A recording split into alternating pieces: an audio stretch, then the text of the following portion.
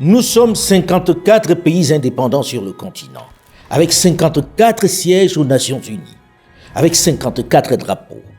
Une souveraineté dont nous sommes si fiers et si jaloux. Mais dans la réalité, sommes-nous vraiment libres? Est-ce que les nations du Nord avec lesquelles nous siégeons dans cette prestigieuse assemblée, avec lesquelles nous contractons, nous voient comme des nations à part entière? Est-ce qu'elles nous voient comme des égaux, comme des partenaires? Rien n'est moins sûr.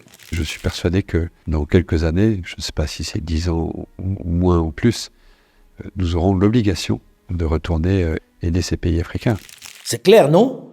De la bouche d'un officier supérieur de ce rang, le doute est levé quant au projet que l'Europe prépare pour l'Afrique.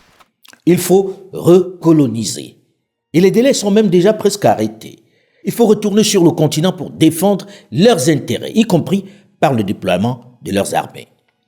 Ceci traduit le niveau de considération qu'ils ont pour notre indépendance. Et cette pensée est loin d'être isolée. Elle est largement partagée par les grandes puissances qui voient l'Afrique au mieux comme un marché ou une zone d'influence. At the end of the day, it is critical for the U.S. to have a footprint on the continent. Even a little goes a long way. The same can be said of U.S. business investments. Africa is of vital strategic importance to the United States. We can't let China or Russia become the preferred security or business partner. En réalité, nous, Africains, sommes manifestement les seuls à croire en notre indépendance. Nos pays sont trop petits sur la scène mondiale. Quand j'étais en visite officielle à Pékin, j'étais sur la place rouge avec le chef d'État chinois. L'armée défilait de façon impeccable. On a joué l'hymne national de Côte d'Ivoire. J'étais fier comme un coq. Et on a joué l'hymne national chinois. Mais je me suis dit, ils m'ont eu. Parce qu'ils doivent rigoler. Nous, on avait presque 20 millions d'habitants. Eux, 1 milliard 500 millions d'habitants. Qu'est-ce que je pèse? Rien. Nous ne pouvons pas imaginer avoir à nos portes un continent entier qui est en train de s'enfoncer dans la destruction des appareils de gouvernement et des États, s'enfonce dans une forme de chaos, de guerre civile dans beaucoup de pays et de plus en plus de pays, dans des difficultés qui sont liées aux évolutions climatiques, qui sont encore plus dramatiques sur des populations vulnérables comme les populations africaines. En plus, un continent qui va connaître une explosion démographique comme aucun continent n'en a jamais connu. Et donc imaginez que ça se passe là, dans les 10-20 ans qui viennent, et que ça n'aura pas de conséquences sur l'Europe, parce que nous vivons dans une sorte de bulle protégée par je ne sais quoi d'ailleurs, c'est tout simplement inconscient. Et donc je pense que cet intérêt commun-là devrait un jour faire que l'Europe se décidera à agir comme une entité politique qui ira défendre elle-même ses intérêts, y compris par le moyen de l'engagement de ses armées. Y compris le moyen de l'engagement de ses armées. On ne peut pas être plus clair. Recoloniser. Ils ne cachent plus leurs objectifs à moyen terme. Ils ne s'encombrent même plus d'arguties diplomatiques pour le dire. Le général Lecointre évoque l'inéluctable intervention en Afrique, y compris par les armées européennes. De plus en plus souvent, lorsque l'on dénonce cette propension, cette entreprise, le projet de recolonisation de l'Afrique qu'envisagent les grandes puissances, ils sont nombreux, les subsahariens qui, comme beaucoup d'Européens, y voient un fantasme de quelques illuminés panafricanistes, victimaires ou en mal de publicité. Toujours prompts à se plaindre, à voir dans leur malheur la faute de l'autre. Pour ceux-là qui ont encore des doutes sur les projets des Occidentaux, et pour les civils européens qui y voient encore la manifestation des pleurnichards, les choses sont claires dans la bouche de cet officier supérieur qui a mené pendant des années des opérations sur le terrain africain. L'Europe se décidera à agir comme une entité politique qui ira défendre elle-même ses intérêts, y compris par le moyen de l'engagement de ses armées. Est-ce que c'est suffisamment clair ou bien il faut le répéter? Pour le général Lecointre, il faut clairement envisager la reconquête de l'Afrique, politiquement et militairement. Nous avons en permanence essayé, nous Français, d'entraîner les Européens dans cette prise de conscience de la nécessité d'agir collectivement en Afrique et en Méditerranée. Maintenant, c'est limpide pour chacun, non? La présence européenne procède donc de cette volonté de tenir la Méditerranée où se joue, toujours selon le général Lecointre, le destin commun de l'Europe. Et les nations européennes qui se sont engagées au Sahel le feraient pour préserver leur paix. C'est juste formidable d'entendre ça. Cela traduit tellement de choses. La principale est le mépris pour nous, Africains. Encore une fois, comme leurs ancêtres, ces dirigeants, ces responsables occidentaux continuent de nous considérer comme des sous-hommes, des êtres incapables de se prendre en charge, des primates avec une forte propension à copuler et à se multiplier. Ce qui évidemment est plus susceptible d'entraîner le désordre chez eux. L'Afrique serait une menace à leur porte. Un continent qui va connaître une explosion démographique comme aucun continent n'en a jamais connu. C'est tellement insultant. Lorsque vous avez un voisin qui vous inquiète, qui représente une menace potentielle pour vous, l'attitude normale, la démarche respectueuse, n'est-elle pas d'en parler avec lui ou de lui demander quel type de secours vous pouvez lui apporter, non? Vous lui demandez s'il a besoin de votre aide pour pacifier sa maison. Vous ne venez pas vous installer de force chez lui. Ça s'appelle la colonisation ou l'occupation. C'est l'illustration même du mépris que l'Occident continue d'avoir pour les Africains. Vous vous arrogez le droit de venir de force vous installer chez lui, sous prétexte que vous redoutez la contagion et le chaos, alors même que vous êtes enfermé dans votre tour imprenable. Ce qui est notre destin commun à nous, Européens, c'est la Méditerranée et l'Afrique, où notre destin se joue. Que vous ayez un destin commun avec l'Afrique, ça je peux le comprendre. En forçant un peu, mais je peux le comprendre. Mais cela vous donne-t-il le droit d'y installer votre suprématie méprisante? J'ai du mal, beaucoup de mal à le comprendre. Cela vous donne-t-il le droit d'y installer votre modèle, votre programme, votre civilisation, votre vision? Nous, occidentaux, nous avons confondu hégémonie et universalisme. Au prétexte que nous étions hégémoniques, nous avons dit nos valeurs sont universelles. Donc nous avons une position de surplomb vis-à-vis du monde entier, de l'Afrique en particulier, sauf que l'Afrique ne l'accepte plus. Et cette position de surplomb, il va falloir l'abandonner. Et c'est ce mépris, cette condescendance que la jeunesse africaine, plus au fait des réalités du monde, moins complexée que leurs aînés, n'accepte plus. Cette propension du Nord à l'infantilisation des Africains, de grands enfants incapables de se prendre en main et de se gérer de façon convenable et pacifique. Ce discours n'est pas propre qu'aux Européens. Aux États-Unis d'Amérique aussi, il sert à justifier leur déploiement. Lorsque l'on ne parle pas de développement que l'on veut nous apporter, il est question de démocratie qu'il faut promouvoir. Thank you for getting down onto the continent and even going into Niger and looking at some of their members of their government and look them in the face and assess where they were in their democracy. Il va falloir arrêter ce concept de développement. Nous ne sommes pas en charge du développement du continent africain. Ça n'est pas la mission de l'Occident, c'est la mission des Africains. Nous, ce que nous sommes en charge, c'est nos intérêts, c'est nos valeurs, et c'est de construire des partenariats avec ceux qui veulent faire un bout de chemin avec nous. C'est ça.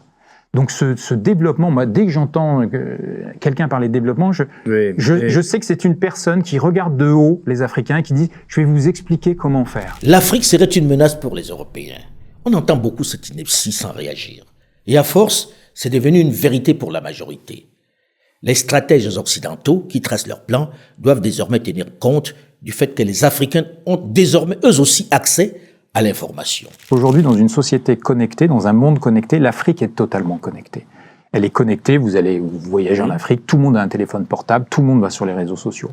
Donc il y a un flux d'informations qui permet à chaque Africain déjà de nourrir sa réflexion et d'aller contester le discours officiel français. Même si l'impressionnante machine médiatique occidentale et celle des nouvelles puissances économiques et industrielles continuent de dominer et d'inoculer leur vérité aux populations du Sud, quelques fenêtres leur sont désormais ouvertes pour se faire leur propre opinion. Ainsi, certains événements peuvent à présent être vus sous des angles différents. La propagande traditionnelle a de plus en plus de mal à être digérée. Qu'elle vienne des Occidentaux, des Russes, des Chinois, des Turcs ou autres, elle passe désormais à un filtre aux mailles beaucoup plus fines. The Russian Federation had their playbook. They had their passing game through their disinformation campaign. Si tous s'accusent de propagande et de manipulation, la jeunesse africaine a bien compris qu'elle vit sous le règne de la dictature, de la pensée et des fausses nouvelles, et qu'elle doit savoir faire la part des choses lorsque les informations lui sont fournies par les grands médias occidentaux. J'ai envie de dire au général Lecointre de mesurer de façon objective où est la réelle menace pour l'Europe. Ceci bien sûr s'il parlait en toute sincérité. Ce dont je doute malheureusement, puisque aux arguments de sécurité de l'Europe qu'il évoque s'ajoute le sempiternel alibi de l'instauration de la démocratie et de la stabilisation des nations subsahariennes secouées par les guerres et la mauvaise gouvernance. Au-delà du nombre des conflits en Europe qui est presque égal à ceux en Afrique, Chacun est désormais conscient que l'argument de la présence des forces européennes et américaines au sud du Sahara, qui se justifieraient par leur désir d'aider la démocratie à s'installer, est obsolète. Chacun est désormais conscient qu'il ne s'agit ni plus ni moins que d'un alibi pour installer ici leur hégémonie. Ce n'est ni plus ni moins que du néocolonialisme. Il se passe aujourd'hui qu'on est vraiment dans une rupture de type décolonisation, avec l'espace francophone en particulier. C'est-à-dire que la décolonisation des années 60, à part le cas de la Guinée, n'a pas été une vraie rupture. Mais aujourd'hui, on est dans une rupture systémique et qui s'explique en partie par le facteur démographique. Tout le monde oublie la démographie, mais l'Afrique en général, l'Afrique de l'Ouest en particulier, c'est plus de 70% de la population à moins de 35 ans. Si vous comparez à la pyramide démographique de la France, c'est l'inverse. C'est-à-dire que les plus de 35 ans font 60% en France. Donc on a une évolution qui est complètement divergente d'un point de vue démographique et ça a des conséquences lourdes. Ça a des conséquences lourdes parce que les facteurs psychologiques des opinions publiques sont complètement opposés.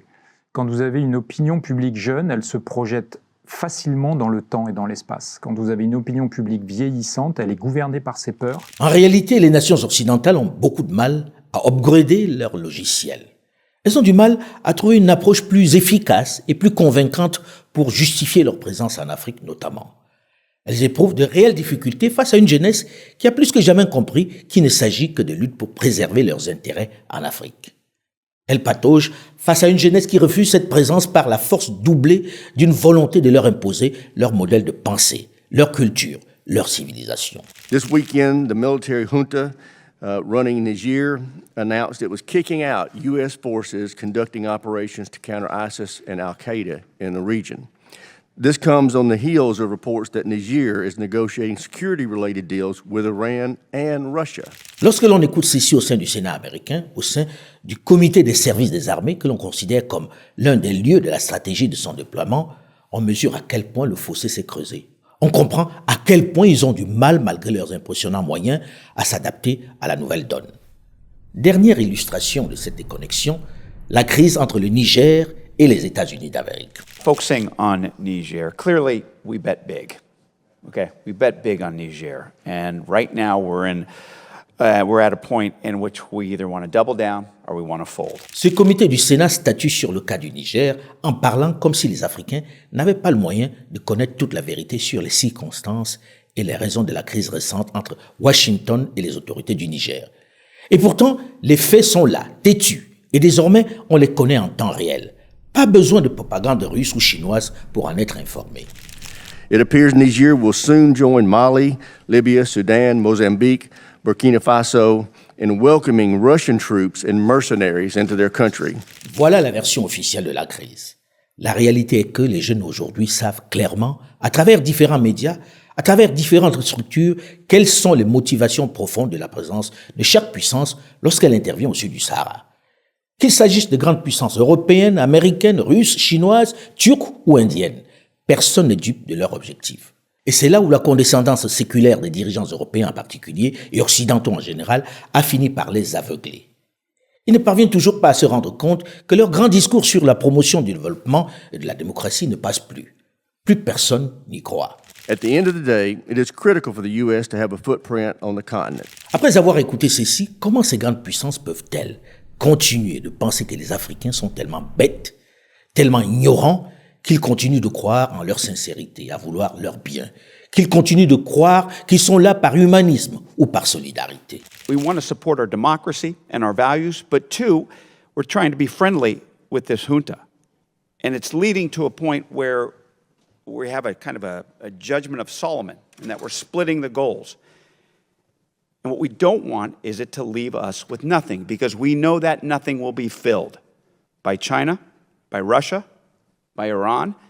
We also know that the VEOs, the violent extremist organizations, are not going to stop in Niger. There's going to be consequences throughout the Sahel. As the DNI put out its annual threat assessment I think it was recently. On a presque envie d'y croire. Soyons sérieux. Ce dont les Africains ont encore plus conscience, c'est la guerre froide qui a repris des plus belles. L'Afrique, malheureusement, est encore une fois le terrain de jeu préféré de ces grandes nations qui se livrent une bataille de conquête, d'hégémonie. Une bataille où certains ne s'encombrent même plus des subtilités diplomatiques qui accompagnent les relations entre États. L'une des dernières illustrations de ce mépris est le déclenchement de la crise diplomatico-militaire entre le Niger et les États-Unis d'Amérique. Ce qui est remarquable, c'est la force de la propagande. Dans ce domaine, les grandes puissances sont encore plus fortes. Le narratif que l'on retiendra de cet incident entre le Niger et les États-Unis est celui-ci. This weekend, the military junta running Niger announced it was kicking out U.S. forces conducting operations to counter ISIS and Al-Qaeda in the region. This comes on the heels of reports that Niger is negotiating security-related deals with Iran and Russia. Trop fort, la technique est éprouvée. Elle marche à tous les coups. On élabore un narratif et on le balance dans l'opinion qui croit mordicus aux propos des grands médias du Nord. Ce que la grande partie de la population retient de la crise entre le Niger et les États-Unis d'Amérique, c'est cela. Selon les autorités américaines, la junte nigérienne aurait entre autres passé des accords secrets avec l'Iran pour lui vendre l'uranium dans son programme nucléaire. On est tellement loin de la réalité que l'on peut qu'ironiser sur ceux qui reprochent aux Russes leur forte propension à la propagande. Les faits sont têtus et méritent d'être connus afin que l'opinion soit éclairée. La présence américaine sur le territoire de la République du Niger est illégale et viole toutes les règles constitutionnelles et démocratiques qui voudraient que le peuple souverain, notamment à travers ses représentants élus, soit consulté pour l'installation d'une armée étrangère sur le territoire national. Que s'est-il réellement passé pour qu'on en arrive là? Une délégation de l'administration américaine, composée de hauts dignitaires, débarque à Niamey, en ignorant superbement toutes les règles diplomatiques qu'impose ce type de déplacement. Dans la pratique, pour effectuer ce type de visite de travail très officielle, l'administration américaine, dans le cas d'espèce, doit adresser un courrier aux autorités nigériennes. Mais sur ce coup, les États-Unis ne s'encombrent même pas de ce type de détails. Sous la forme, l'arrivée de la délégation américaine n'a pas respecté les usages diplomatiques. En effet, c'est de façon unilatérale, par note verbale, que le gouvernement américain a informé le gouvernement nigérien de la date d'arrivée et de la composition de sa délégation, ainsi que les autorités nigériennes à rencontrer, sans précision aucune quant à l'objet de sa visite. C'est donc par courtoisie et suivant nos traditions millénaires d'accueil et d'hospitalité que le gouvernement a reçu la délégation américaine. La délégation qui est presque rentrée par effraction au Niger sous embargo exige aussitôt de rencontrer le président de la République, le général Abdourahmane Tiani. Ils n'ont pas rendez-vous avec lui, mais ils sont les États-Unis d'Amérique. Ils ont l'habitude que cela se passe comme ça. Ils savent qu'ils sont en terrain conquis et que le président va céder à cette exigence. Il en a toujours été ainsi. Les présidents africains reçoivent toujours avec tous les honneurs, toute déférence, les secrétaires d'État, les sous-secrétaires d'État et autres responsables des institutions américaines qui effectuent le déplacement. Seulement, ce qu'ils ignorent, c'est que les temps ont changé, que l'Afrique de papa est en pleine mutation. Par politesse, le président de la transition, Tiani, demande à son premier ministre, Lamine Zen, de recevoir cette délégation américaine. Le climat est tendu dans la salle lorsque le Premier ministre, entouré des plus hautes personnalités militaires et quelques civils, reçoit les visiteurs. Les autres, dans un style très condescendant, très supérieur, annoncent la couleur. La chef de la délégation, la secrétaire d'État adjointe aux affaires africaines, Moulik Fi, met tout de suite en joue les autorités nigériennes. Elle les accuse d'avoir passé un accord secret avec l'Iran pour leur vendre de l'uranium qui va servir à développer leur programme nucléaire. Une accusation qui fait bondir les autorités nigériennes dans la salle. D'accord secret, il n'y en a jamais eu. Le gouvernement tient à porter à la connaissance du peuple nigérien et de tous les peuples de la communauté internationale qu'il n'a jamais signé d'accord secret avec ses pays partenaires. Tous les accords signés par le Niger depuis l'avènement du Conseil national pour la sauvegarde de la patrie respectent le droit international et les règles de transparence. C'est pourquoi le gouvernement du Niger rejette les allégations mensongères de la chef de la délégation américaine consistant à soutenir qu'il aurait signé un accord secret sur l'uranium avec la République islamique d'Iran. En réalité, cet argument de vente d'uranium à l'Iran, elle avait déjà été utilisée par Washington lors de la zone guerre d'Irak. Le Niger n'avait été innocenté que quelques temps plus tard par l'Agence internationale de l'énergie atomique, l'AIEA. Cette information avait été fabriquée de toutes pièces pour grossir le dossier et justifier l'intervention contre l'Irak. un peu comme la fiole d'anthrax du secrétaire d'État Colin Powell devant les Nations Unies. Et très honnêtement, cette fois encore, c'est un argument fabriqué de toutes pièces, puisque les autorités américaines savent parfaitement que malgré la crise entre Niamey et Paris, c'est la société française Orano, ex-Areva, qui contrôle toujours l'uranium du Niger. Les autorités nigériennes y voient une menace à peine voilée. Une démarche pour justifier leur éventuelle intervention sur le pays. En réalité, ils s'appuient sur la visite du Premier ministre Lamine Zen à Téhéran. Le chef de gouvernement s'était dans un premier temps rendu à Washington pour solliciter leur aide. Personne ne l'a reçu.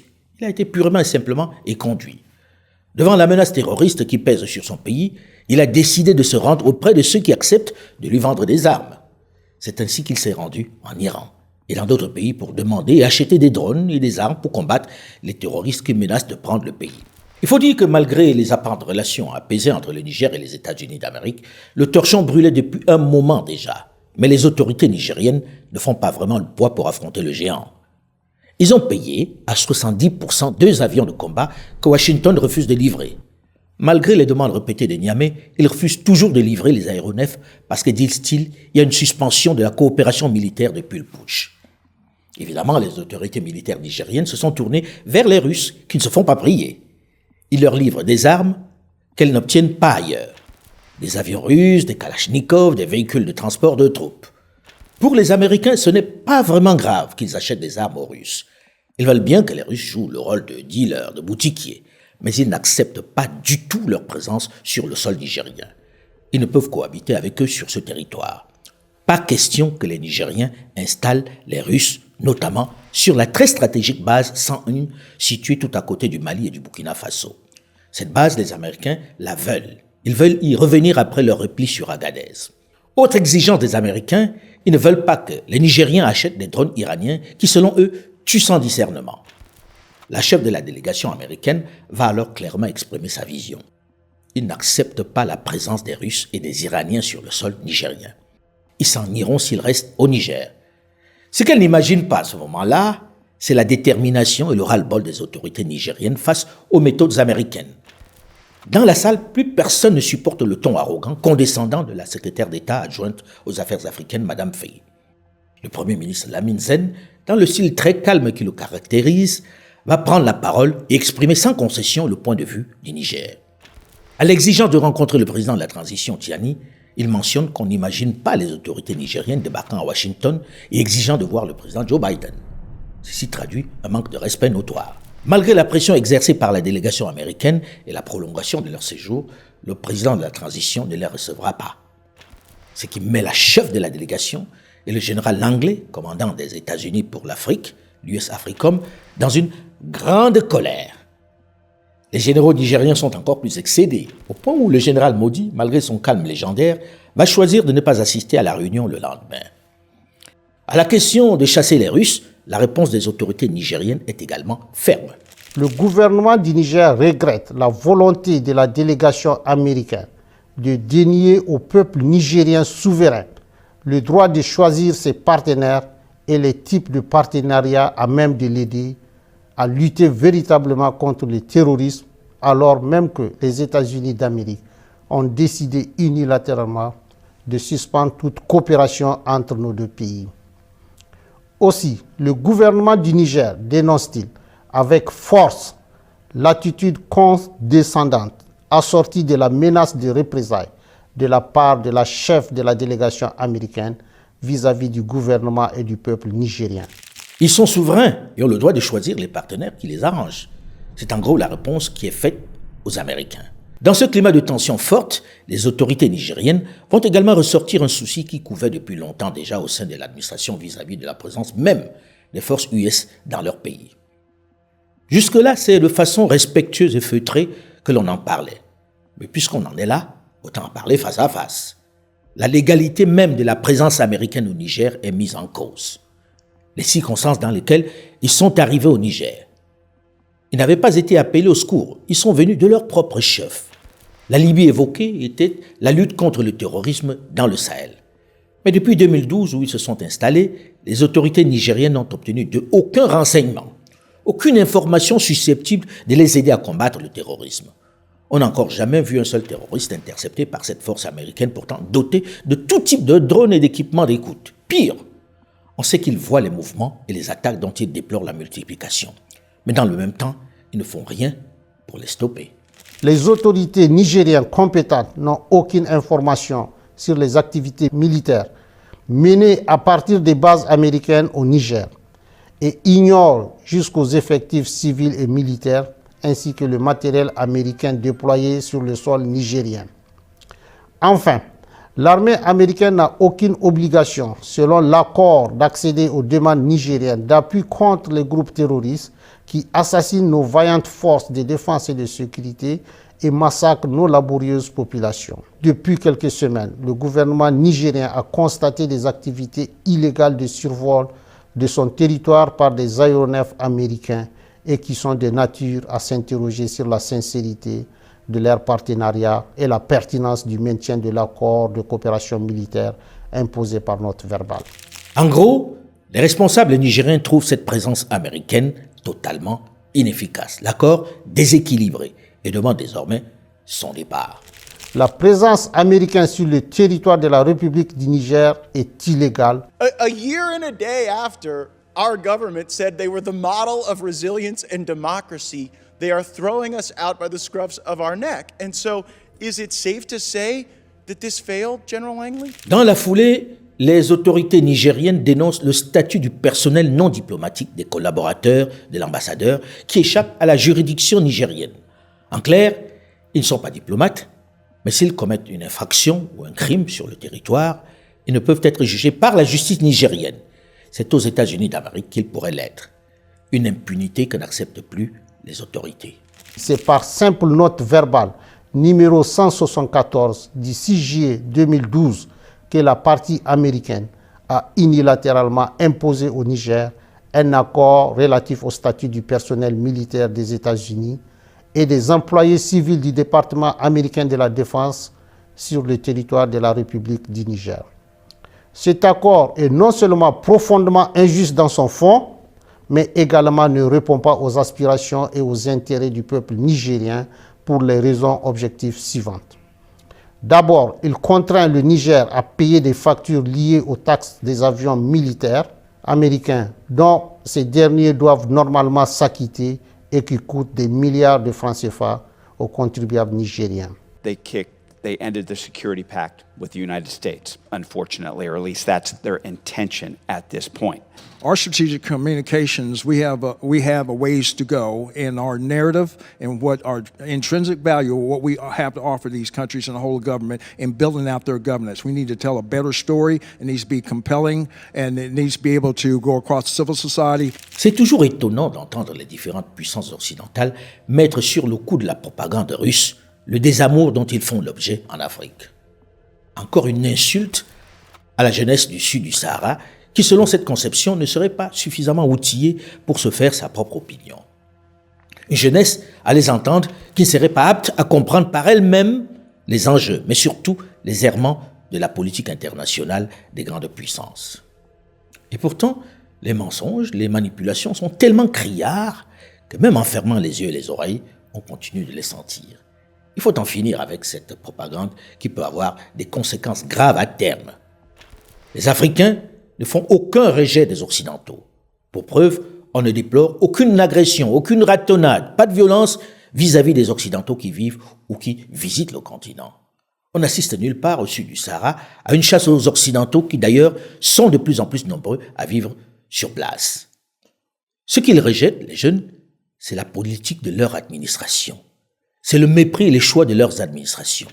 Il faut mettre un terme à cette propagande qui risque à terme de contrarier le vivre ensemble des Africains et des immigrés blancs en Afrique.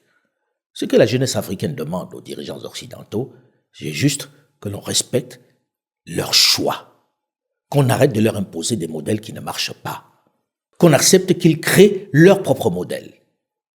L'histoire du débarquement américain à Niamey ne s'arrête pas là. Après le fiasco de cette mission en terre nigérienne, cette déconvenue que l'on ne pourrait tolérer, on tient une réunion de crise à Washington. Il faut comprendre pourquoi le partenaire d'hier leur met un grand coup de pied dans le derrière. The U.S. has spent hundreds of millions of dollars in that country, invested in that country. Less than a year ago, it was one of our strongest partners.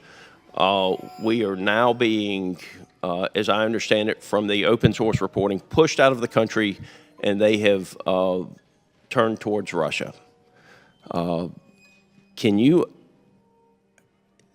just outline for me how this partnership fell apart so fast? The Russian Federation had their playbook. They had their passing game through their disinformation campaign. Years ago, 7 years ago, you only had about 200 folks across the continent of Africa that were on the internet. Now there's 600 million. Very compelling across civil society, but moreover, very compelling in their militaries right now, driving and putting a wedge between what we teach, law of armed conflict, civilian-led governance, I think is failing because it's being drowned out. Encore une fois, on explique par la propagande russe. Les Africains qui sont les seuls au monde à consommer les médias de toute la planète seraient d'un coup sous la seule emprise des Russes qui leur mangent le cerveau et les opposent aux Occidentaux. Le plus étonnant est que cet argument convainc tout le monde au Nord et que le patron Afrique de la plus grande armée du monde demande un peu plus de moyens pour contrecarrer la propagande russe et chinoise. Et comment? En prenant le lead sur les réseaux sociaux. Puisque les Africains sont manipulés par les Russes, ils vont leur servir à leur tour de la propagande américaine. On croyait que c'était déjà fait. Now, Congressman, across the board, like I said, we are losing the disinformation from the Russian Federation. Our strategic communications, we have a ways to go in our narrative and what our intrinsic value, what we have to offer these countries and the whole government in building out their governance. We need to tell a better story. It needs to be compelling and it needs to be able to go across civil society. Ça ne vous rappelle rien? Notre pays est souvent attaqué. Il est attaqué dans les opinions publiques, par les réseaux sociaux et des manipulations. Le continent africain en est le meilleur laboratoire. Nous devons beaucoup mieux utiliser le réseau France Média Monde, qui est absolument clé, qui doit être une force pour nous. Et je pense que nous avons collectivement à repenser notre grammaire commune. Dans ce débrief de la mission américaine au Niger, un élément particulier va montrer à quel point ces représentants restent condescendants, méprisants vis-à-vis du continent. On reproche au général Michael Langley de n'avoir pas pu rencontrer le président Tiani pour lui dire en face, les yeux dans les yeux, les injonctions de Washington. Trop habitués à ce que leurs officiels soient reçus par les chefs d'État comme leurs égaux, avec tous les égards, ils ne comprennent pas que cette fois-ci, ils n'aient pas bénéficié du même traitement. General Langley, you went to Niger and you went to have a meeting with the people we trained who overthrew the democratically elected government, and Fox News is reporting that you didn't even get a meeting with the principal decision maker. Is that right? I had a meeting with my counterpart. Well, here's the quote. Sources say last week's meeting with the junta was extremely difficult. The administration's envoys did not get to meet with Niger's principal decision maker. Is that a true statement or is that a false statement? My responsibility is to meet with my counterpart, not. En effet, les temps ont changé et les chefs d'état-major doivent être reçus par leurs frères d'armes du même grade. C'est en cela, entre autres, que ces militaires aux affaires séduisent de plus en plus. Ils mettent fin aux complexes qui ont prévalu dans ce domaine, où on a vu des chefs d'État africains recevoir des secrétaires d'État et même des patrons de presse en déployant toute la batterie diplomatique. Les États-Unis d'Amérique sont en colère après ce traitement au Niger. Ils ne comprennent pas comment on en est arrivé là, comment avec l'influence qu'ils ont, un petit pays pauvre d'Afrique puisse les mettre dehors. Ils se lâchent au point d'évoquer leurs agents qu'ils forment et qui devraient veiller sur leurs intérêts. Des officiers africains qu'ils appellent les 70-08. Core values is what we start off with. But there is no syllabus for overthrowing the government, not in our institutions.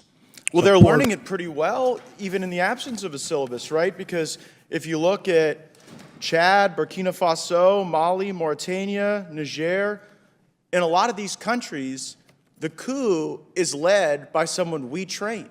Now, I put in the National Defense Authorization Act a requirement for you to issue us a report as to how many coup leaders our taxpayers have funded the training for. That report is due tomorrow. Will we be getting it on time? I'll do a follow-up on that, Congressman. This is a question of strategic access at the great power competition level. It's essential it's essential that we double down within the authorities that we still have after imposition of 7008. Vous l'avez bien entendu. On utilise certains agents qu'ils forment pour veiller sur leurs intérêts dans nos pays. Certains de nos officiers seraient leurs taupes, des taupes qui, malheureusement pour eux, ne leur témoignent pas une fidélité à toute épreuve. Alors on sort les grands moyens, l'artillerie lourde. Il faut en finir avec ce régime militaire au Niger qui a osé les défier. What is our coherent and consistent strategy towards Niger? And what do we plan to do to prevent Russia, China, and Iran from filling that void? Countries that are run by military juntas are not reliable security partners, and part of the value proposition for us having access in Niger would be a return to democratic civilian rule in Niger. On my part, be able to impart good order and discipline across the forces that is civilian-led. Avec ceci, il ne faut guère s'étonner que l'on assiste dans des prochaines semaines ou mois à un putsch au Niger. Les injonctions sont claires. Mais les temps sont un peu différents. C'est cette propension à décider pour les autres, au nom d'une morale qu'ils ne sauraient incarner, qui creuse le fossé entre le Sud et les grandes puissances. Cette façon de parler et de faire de leur priorité celle de l'Afrique. Qu'est-ce qui donne le droit à cette dame, dans son grand confort de Washington, à la lumière de quelques documents glanés çà et là et de quelques furtifs voyages, de décider de ce qui va se passer à la tête du Niger? Qu'est-ce qui lui confère le pouvoir de décider du profil de celui qui doit diriger le Niger? Je suis toujours surpris que les dirigeants du Nord se demandent pourquoi la jeunesse africaine apporte son soutien aux autorités militaires maliennes, burkinabées, nigériennes ou guinéennes. Ils représentent pour cette jeunesse la résistance à cet impérialisme, à cette condescendance des grandes nations. Ils symbolisent le refus de l'ordre, ou plutôt du désordre mondial imposé par les plus forts. C'est la manifestation de la somme des frustrations connues pendant tous ces siècles. Il est évident que les politiques arrivés au pouvoir à la faveur des élections pilotées par les grandes puissances ou encore par les professionnels de la politique, soucieux de leur carrière, n'auraient jamais eu le courage de leur tenir tête. Ce n'est pas un Roch-Marc Christian Kaboré du Burkina Faso ou un Ibrahim Boubacar Keïta du Mali qui auraient pu mettre un terme aux présences françaises, européennes ou américaines dans leur pays. Ils en mouraient d'envie. Ils n'avaient guère le courage de le faire, trop apeurés par de potentielles représailles des partenaires. Aujourd'hui, même si beaucoup restent persuadés que les militaires aux affaires manquent d'expérience, même si certains sont impatients de les voir impulser enfin le changement qu'ils espèrent tant, ils restent néanmoins admiratifs au courage qu'ils manifestent. Pour beaucoup, ils représentent en fait la résistance au système. Mais, ce soutien ne saurait être un blanc-seing à ces dirigeants militaires, à ces régimes en uniforme, non. Même si beaucoup comptent sur eux pour changer les paradigmes, ils doivent se souvenir que les mêmes populations attendent qu'ils fixent un cap, qu'ils disent dans quelle direction ils vont les conduire, qu'ils disent quelle est la suite du programme, comment ils comptent offrir aux populations le bonheur qu'elles méritent, et qu'ils promettent. Ce sont eux, forts du soutien de la population, qui doivent fixer le cap. Le silence de certains d'entre eux pourrait leur être fatal, parce que le peuple a besoin de gages pour justifier sa résilience. Et c'est à travers le manque de visibilité que les adversaires peuvent trouver la faille. Quand on est engagé dans des opérations humanitaires ou d'humanité, on porte le cœur palpitant de la société française en pleine compassion vis-à-vis de populations qui sont en guerre et qui souffrent. The instability in Sahel is going to raise, especially in Niger, Mali, and Burkina Faso, raises the likelihood that the crisis will metastasize and spill over to the littorals of Africa. Ça n'est pas la Chine, la Russie et Wagner qui vont apporter des solutions durables aux très grandes difficultés que connaissent ces pays africains et leur population. Pour des grandes nations, avec des grandes stratégies de communication, il est étonnant qu'elles continuent de servir une soupe aussi imbuvable, aussi peu crédible. Ça fait longtemps que ça ne trompe plus personne, les grands discours sur la volonté, l'engagement des grandes puissances de promouvoir le développement ou la démocratie. Cela ne convainc plus personne. Leur pseudo-volonté de lutter contre le terrorisme, leur souci de justice internationale, c'est devenu un sujet de plaisanterie pour la jeunesse africaine qui ne croit plus en ces concepts. Continuer de voir dans leur rejet du modèle occidental les conséquences d'une propagande russe ou chinoise, c'est refuser de comprendre la réalité continentale. C'est vraiment faire fi de l'extraordinaire changement de mentalité en Afrique. L'Afrique change plus vite que la plupart des autres continents. Et celui qui n'en tient pas compte sera largué. Mais une fois que l'on a dit cela, ce changement doit se traduire par des propositions concrètes, par des idées qui nous ressemblent, par des concepts et des modèles propres à nous. C'est en cela que nous gagnerons le respect et la considération des autres qui, à chaque fois, nous demandent ce que nous proposons. Le seul rejet ne saurait constituer un projet. Puisque nous savons que le modèle des autres ne fonctionne pas dans notre environnement, il serait temps de concevoir le nôtre. Ceci passe par un engagement fort. C'est sûr, il ne se fera pas sans heurts. Il rencontrera la critique, les attaques, mais rien de grand ne se fait sans adversité. Comme on dit à Mansa, il vaut mieux se tromper avec ses propres idées. C'est notre ambition. Et ce doit surtout être la vôtre, vous jeunes. La fenêtre de tir est très étroite. Il faut rester focus sur l'objectif. Créez votre propre modèle. Il n'y a aucune raison que vous n'y arriviez pas. Vous n'êtes pas moins doué que les autres. Votre nombre et votre âge sont vos atouts. L'heure est à la construction d'une Afrique nouvelle, avec nos propres règles. Je voudrais vous remercier pour votre fidélité à ma chaîne YouTube qui compte de plus en plus d'abonnés, mais également pour mes autres plateformes digitales où vous êtes de plus en plus nombreux malgré les faux comptes qui continuent de se multiplier. Surtout que les cybercriminels sont de plus en plus actifs et rivalisent d'ingéniosité pour s'approprier le travail des autres. Ils n'éprouvent aucune gêne à brouiller notre message. Depuis l'annonce de l'arrivée imminente de notre chaîne Infomédia, se sont multipliés de nombreux faux comptes. Je souhaite vous mettre en garde contre ces comptes qui ne nous engagent pas, qui ne sont pas les nôtres, et que je vous demande de dénoncer. Les seuls vrais comptes Infomédia sont ceux contenus dans le QR code que je vous demande de scanner. Cette fois-ci, plus de réelles raisons de vous laisser avoir, puisque comme vous l'avez certainement remarqué le long de cette chronique, nous vous proposons un QR code à scanner pour être sûr d'être sur notre plateforme, la vraie. Et vous évite, du moins pour l'instant, de continuer de subir les assauts de cybercriminels qui usurpent mon identité à d'autres fins. Je vous prie donc de scanner ce QR code si vous ne l'avez pas encore fait. Il vous conduit directement à tous mes comptes, LinkedIn, Facebook, TikTok, Instagram, X. En le scannant, vous êtes cette fois-ci certain d'être sur les bons comptes. C'est lui qui vous propose le narratif africain, sans complaisance, mais sans condescendance.